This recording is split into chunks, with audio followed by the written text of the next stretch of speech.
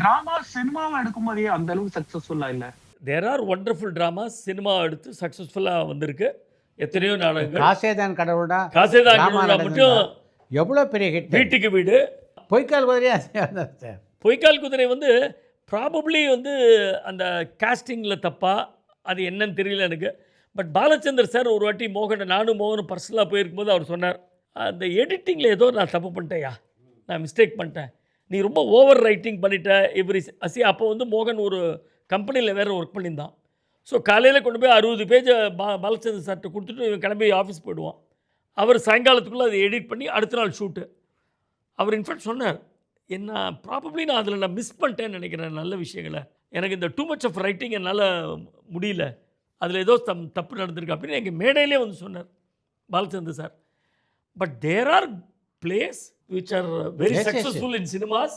நானே பார்த்துருக்கேன். சார் சொன்ன மாதிரி காசேதாங்கடோட வியட்நாம் ஹவுஸ் சீரியஸ் பார்த்தீங்கன்னா ஆமாம் எக்ஸலண்ட்டாக வந்திருக்கு. கௌரவம் வந்து மேடை நாடகமாக வந்த கதை அதுதான் அதுக்கப்புறம் கௌரவம்னு மாறித்து. அதெல்லாம் பார்த்து தான் நாங்கள் வளர்ந்துருக்கோம். வைஜி மகேந்திரா பரீட்சைக்கு நேரமாச்சு. எஸ், பரீட்சைக்கு நேரமாச்சு was a super hit in drama as well as in cinema. ஆமாம், கரெக்ட்.